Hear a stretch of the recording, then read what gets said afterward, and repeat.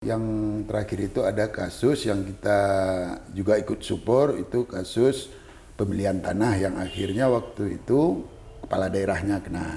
Iya. Kedua apa Bang? Kedua itu kalau bisa kunker ini pakai daring. Nah, Jangan lagi adalah mereka itu mau ketemu datang sana. Itu kan sekedar cari uang sebenarnya. Kelebihan belanja itu.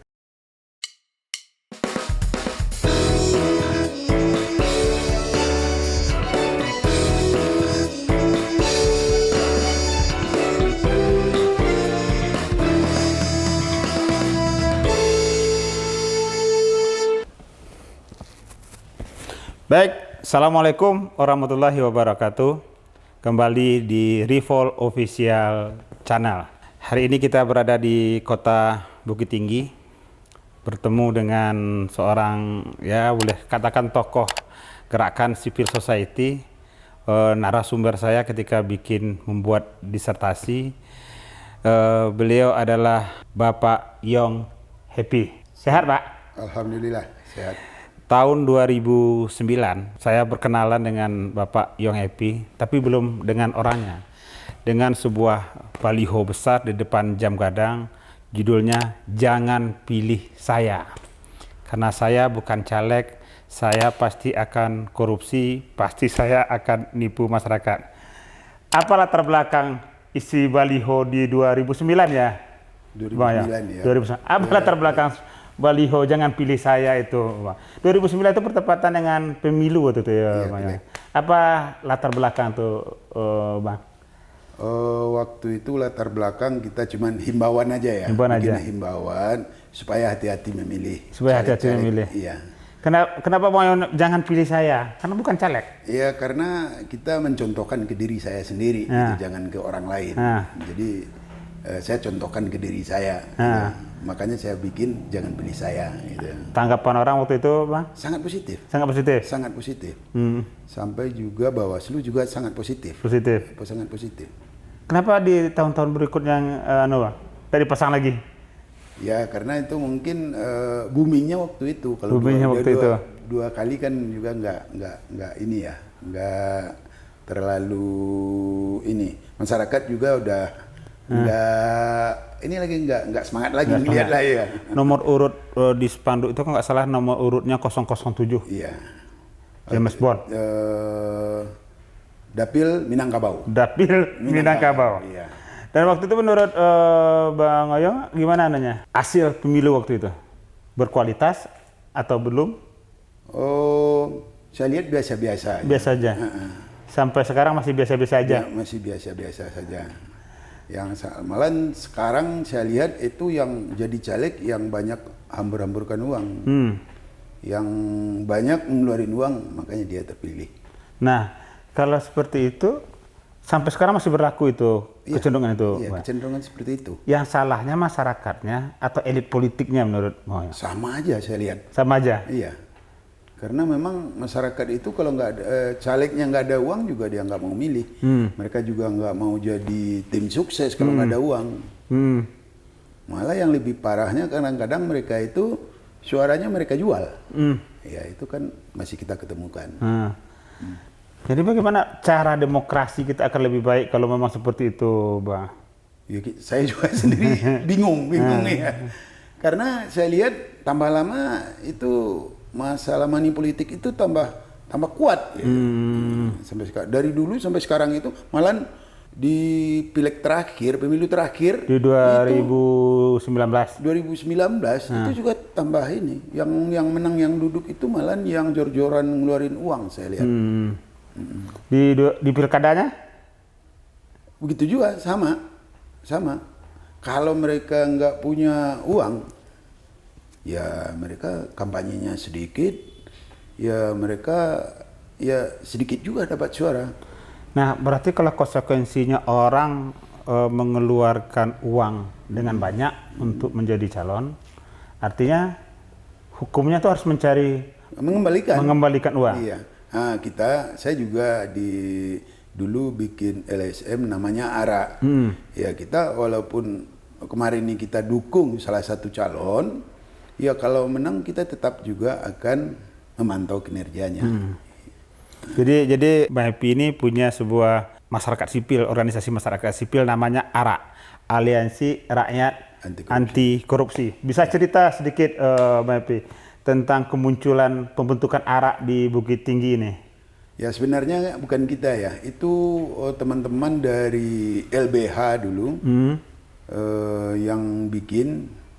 Dia karena dia ingin menggabungkan LSM di Bukit Tinggi, mereka dari YPBHI, itu dari TI, itu bergabung, ya bikinlah ARA. Karena kita dulu diajak. Ya, karena kita konsentrasinya memang di korupsi, di anti korupsi. Dan menariknya dalam penelitian saya itu kita punya banyak organisasi anti korupsi, organisasi yang mengontrol legislatif, yang mengontrol eksekutif. Tapi yang hari ini sampai bertahan itu, yang masih bertahan sampai sekarang adalah ARA ini, Aliansi Rakyat Anti Korupsi ini. Apa rahasianya bisa bertahan sampai sekarang itu, Bang? Ya kalau sekarang ya, kalau kita cerita ya, ini ARA ini itu udah tua-tua. Udah tua-tua.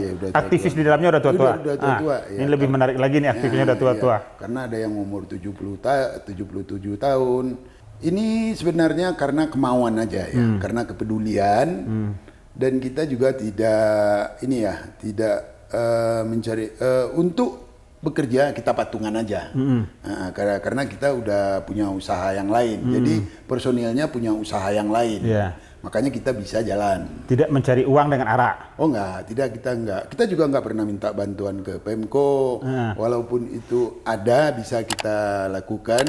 Ada bantuan dari Pemko, kita enggak pernah mau terima. Berarti kuncinya kemandirian ARA itu sendiri berarti? Iya, personilnya. Personilnya? Iya. Jadi itu yang membuat ARA bisa bertahan hari ini. Kalau kita lihat dari kasus, apa yang paling besar kemudian menjadi perjuangan dari ARA ini? Kalau cerita kegiatan-kegiatannya Bang Happy. Ya kita juga udah banyak yang melapor-laporkan kasus. Juga pernah ada dulu, ada dari 2007,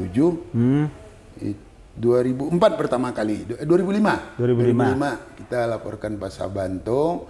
Itu Pak Sabanto. Kasus meruntuhkan pembangunan yang baru. Itu ditemukan kerugian negara, tapi kasusnya nggak naik. Yang terakhir itu ada kasus yang kita juga ikut support, itu kasus pembelian tanah yang akhirnya waktu itu kepala daerahnya kena. Itu yang kasus mana itu? Untuk itu ada pengadaan tanah. Pengadaan tanah. Ini termasuk salah satu pengadaan tanah untuk kantor DPRD. Itu prosesnya sampai ada 9 tersangka, dan itu wali kota, sekda, kabak hukum, PPK, itu camat, lurah, itu ada 9 orang yang dinyatakan bersalah di pengadilan. Iya. Itu kan menarik juga tuh Bang Happy.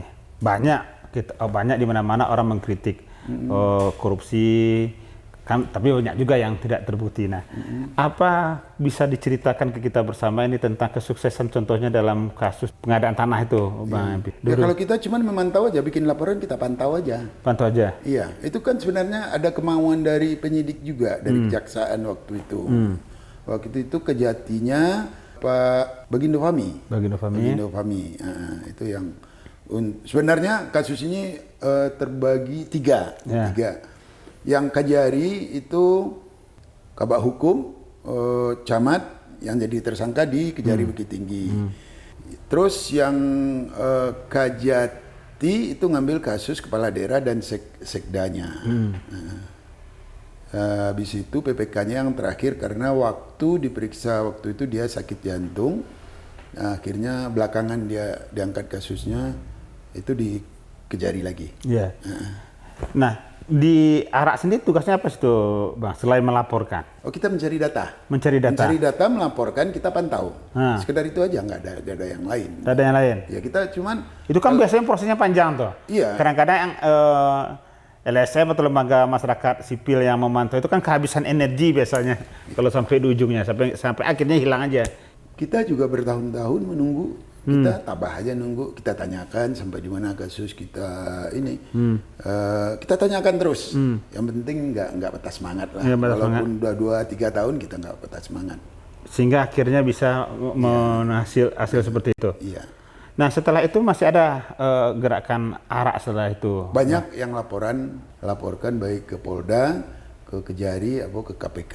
Cuman ya sampai sekarang belum ada yang jadi itu naik ke penyidikan, masih penyelidikan. Laporan itu kita cari atau ada yang melaporkan ke ARA? Kita cari. Ada juga yang melaporkan, ada yang kita cari. Kita kan punya teman-teman di Pemko juga punya, kita telepon, bisa dibantu enggak ya. Kan banyak juga tuh yang orang-orang Pemko yang peduli. Gitu. Dan itu yang menjadi laporan dari ARA. Iya. Ya, kita bikin kumpul teman-teman, kita bahas. Kalau menurut kita itu layak kita laporkan. Ini kan aktivis di ARA ini kata Bang Epi tadi kan udah berusia lah, kalau tidak tua berusia lah. Kenapa semangat untuk itu justru muncul dari yang tua-tua kayak ini, yang sudah punya usia ini? Ya mungkin yang muda-muda ini sibuk kuliah atau gimana ya. Ya nggak ada inilah, mungkin kayaknya yang muda-muda minatnya udah kurang sekarang gitu. Untuk melakukan kontrolnya. Iya. Setiap tahun kan ada yang dilaporkan. Iya. Setiap tahun ada yang dilaporkan. Menurut Bang Epi, kenapa itu semestinya ada efek jera lah. Ternyata ada masyarakat yang mengawasi. Kenapa kemudian kasusnya seperti berulang aja? Ya mungkin mereka itu menganggap diri mereka kalau udah aman gitu. Karena ya lama ini kan kejadian udah lama nih. Yang terakhir itu jadi tersangka itu wali kota yang waktu itu duduk di DPR RI 2011. Jadi mereka melakukan ini ya agak merasa nyaman karena udah lama. Dan banyak juga laporan-laporan kita yang tidak naik itu. Jadi mereka itu merasa nyaman. Merasa nyaman, kemungkinan tidak akan ketangkap, tidak ketahuan. Iya. Atau mereka punya kolega di penyidik. Menurut Abang sendiri, kalau kita nilai ini kan sudah lama nih, reformasi sudah periode kesekian ini. Apakah memang sudah terjadi perubahan perilaku di kalangan elit politik atau eksekutif maupun legislatif? Ya perilakunya berubah tambah parah. Berubah tambah parah. Ya. Apa sebabnya tuh, Bang? Kenapa saya nggak tahu juga itu. Tapi saya lihat belakangan memang korupsi ini agak tambah meluas daripada yang dulu ya. Lebih meluas, Bang, dari yang dulu. Iya. Meluasnya ini dari apanya meluas, Bang Epi? Kita melihat ya dari kebijakan, dari aturan-aturan yang dilanggar, kerugian negara yang kita pantau ya. Itu kayaknya udah meluas itu. Saya nggak tahu ya di daerah lain, tapi di Bukit Tinggi ini kayaknya udah meluas gitu. Semakin banyak. Semakin banyak gitu. Bentuknya juga semakin bervariasi. Iya, bervariasi. Yang paling banyak itu yang kayak apa tuh, Bang Epi? Saya nggak tahu ya yang paling banyak itu seperti apa ya. Kita ada kasus yang kita laporkan kayak RSUD itu pembangunannya yang menurut kita kita itu ada pelanggaran hukum yang sangat jelas dan udah ada BPK. Itu kita yang audit BPK-nya udah keluar, tapi kasusnya nggak naik-naik. Saya bingung juga. Tapi kan saya pernah dengar ARA sendiri kan menjadi kolaborator dari KPK, dari ICW juga. Dulu. Tapi sekarang kita udah nggak lagi. Karena kita nggak terlalu aktif. Jadi kita melaporkan kasus-kasus yang kita temukan, paling kita melaporkan aja, pantau, tanya-tanya, sekitar itu aja. Kalau prosesnya gimana tuh, Bang? Kalau lebih rinci, ketika sampai ketemu kasus, sampai melaporkan itu prosesnya biasanya dilakukan ARA seperti apa itu, Bang? Ya kita asal kita temukan, kita dapat kasus contohnya. Dapat kasus. Ya. Ada beberapa orang, ada 5 orang atau anggota ARA, kita rapat. Nah, kita bedah, itu kasusnya layak enggak kita laporkan. Kalau layak ya kita laporkan. Mencari datanya? Mencari datanya itu rapat itu setelah data lengkap atau? Setelah data lengkap. Data lengkap. Iya. Lalu rapat Lalu rapat. untuk mencari ini layak apa tidak. Iya. Habis itu Baru kita laporkan, kita bikin laporan. atas nama ARA. ARA. Iya. Nah setelah dilaporkan udah dibiarkan aja kasus berjalan enggak. atau dipantau? Kita tetap pantau. Mantau. Kita tanyakan. Kadang-kadang ya ada yang dijawab laporan kita. Sebenarnya undang-undang korupsi kan mengatur itu paling lama itu 30 hari perkembangan dikasih tahu. Tapi ini penyidik sekarang yang kita bikin laporan ya kadang-kadang nggak ada. Berarti ada juga masalah di proses berarti Bang? Iya. Karena ini yang mungkin orang-orang tetap merasa aman untuk melakukan korupsi. Mungkin juga. Mungkin juga. Mungkin juga. Mungkin artinya itu yang membuat mereka nyaman untuk tetap melakukan korupsi. Iya. Nah, masyarakat sendiri kenapa menurut Bang Epi masyarakat sendiri merasa terganggu nggak dengan Kayaknya enggak. Karena mereka setiap kita tanyakan, wah ya udah mau kerjanya apa, nah kita kan nggak berubah, kita akan gini-gini aja. Jadi masyarakat juga udah diam aja. Nah, kalau masyarakat udah diam, kenapa Bang Epi sama kawan-kawan masih marah-marah juga? Ya karena ini kan himbauan, karena kita memang dari dulu memang udah sepakat untuk itu.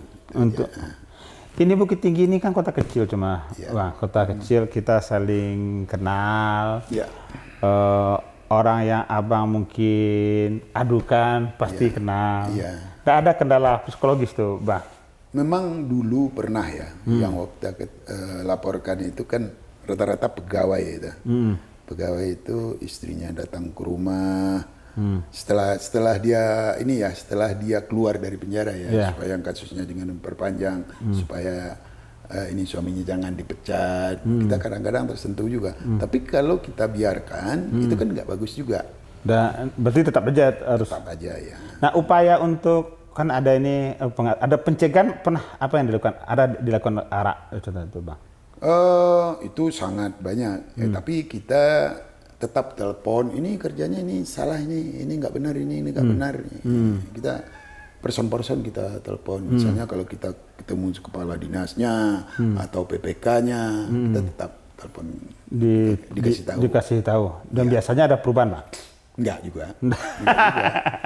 Enggak ada perubahan. Lalu bagaimana menurut Abang nih, apa yang harus dilakukan memang supaya memang tata pemerintahan kita, undang-undangnya yang harus dirubah. Undang-undangnya harus dirubah.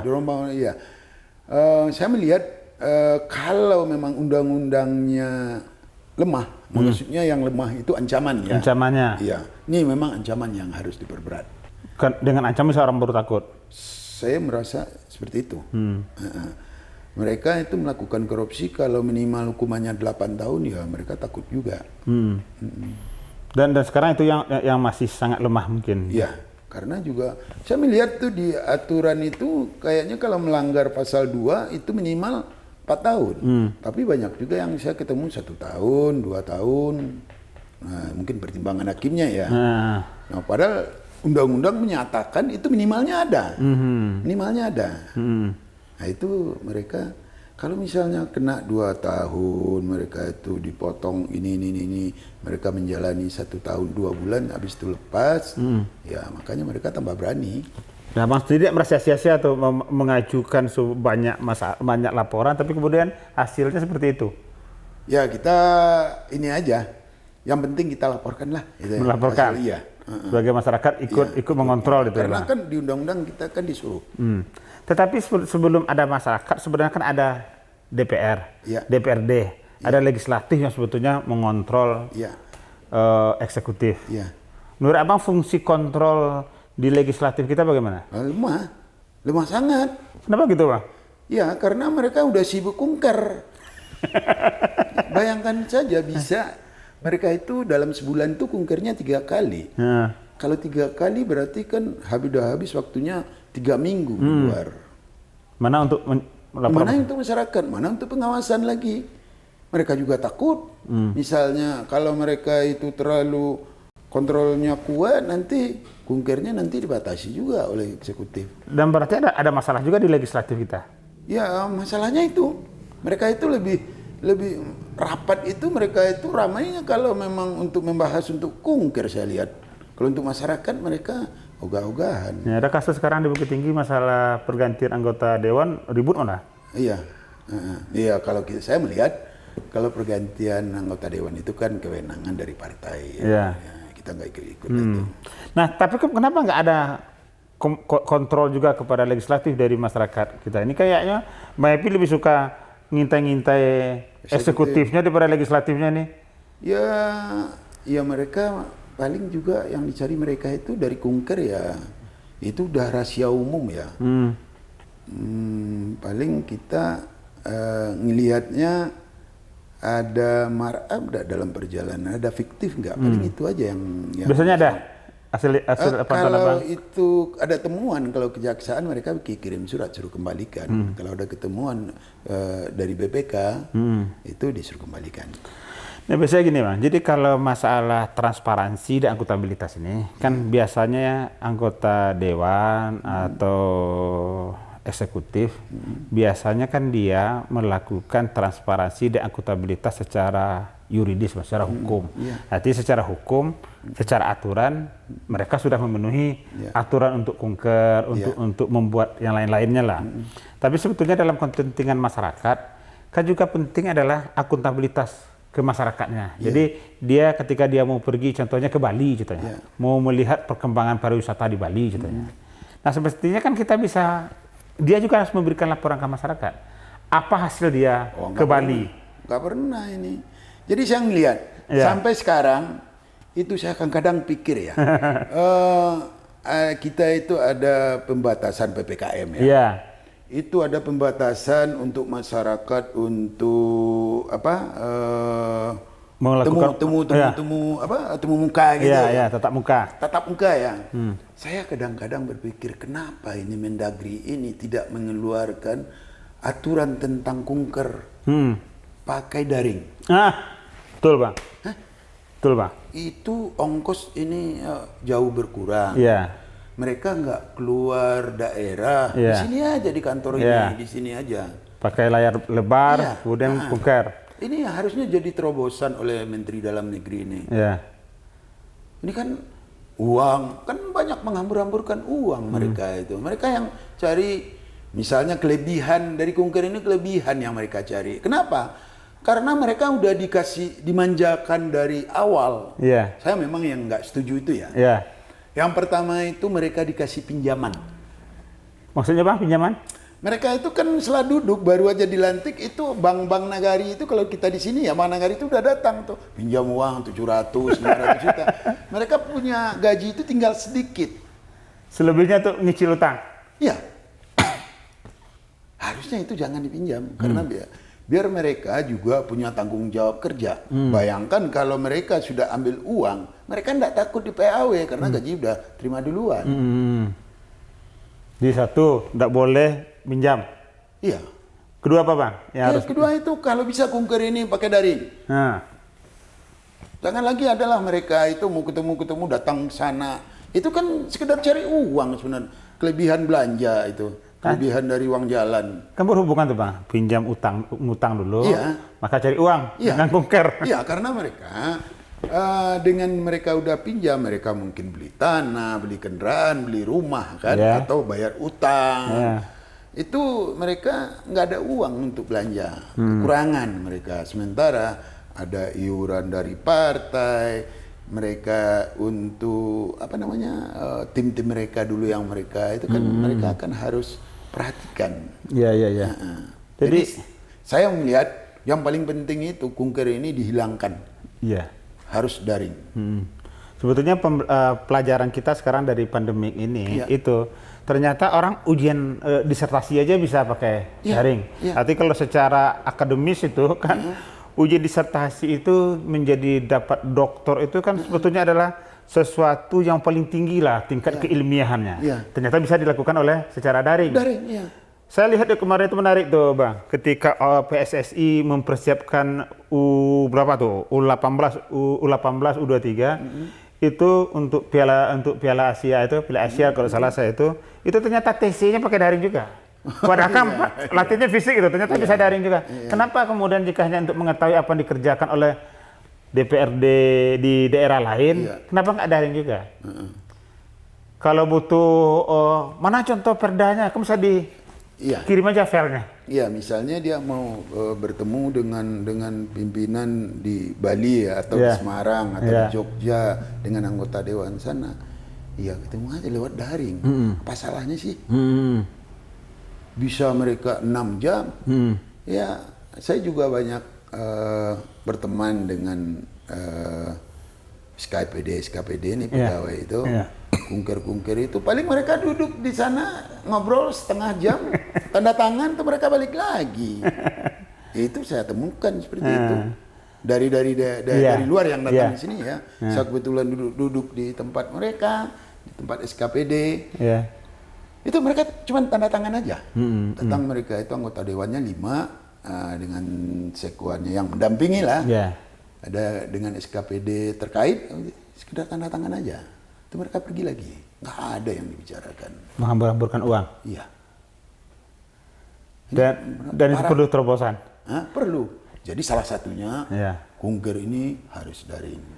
Artinya jika ini selalu berulang, makanya tidak akan mungkin ada perbaikan di. Oh enggak. Saya yakin tidak. Tapi kalau mereka daring, itu mereka di sini terus.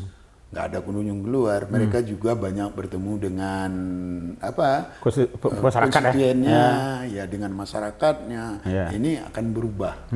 Jadi saya juga sebenarnya ingin menghimbau ke Mendagri ya, itu supaya tolong ini dipikirkan. Baik, dari pembicaraan kita dengan Bang Yong Happy tadi, sebagai masyarakat, sebagai penggerak dari ARA, dapat kita ambil contoh, dapat kita ambil simpulan bahwasanya untuk mengembangkan civil society yang kuat, untuk mengembangkan pengawasan yang kuat, syaratnya adalah civil society itu harus otonom dan mandiri. Otonom artinya adalah dia tidak bisa diintervensi oleh siapapun juga. Karena kepentingan civil society adalah kepentingan rakyat, bukan kepentingan pribadinya. Kemudian yang kedua, dia juga harus mandiri. Mandiri artinya secara ekonomi dia tidak bergantung kepada anggaran-anggaran negara, anggaran-anggaran pemerintah. Meskipun tidak salah sebetulnya kalau negara memberi bantuan kepada civil society, karena yang membantu kan negara bukan pemerintah. Tapi lebih bagus adalah dia benar-benar mandiri, dia tidak meminta dan tidak berharap atas bantuan pihak manapun juga, karena dia akan menyuarakan kepentingan masyarakat. Terima kasih. Assalamualaikum warahmatullahi wabarakatuh.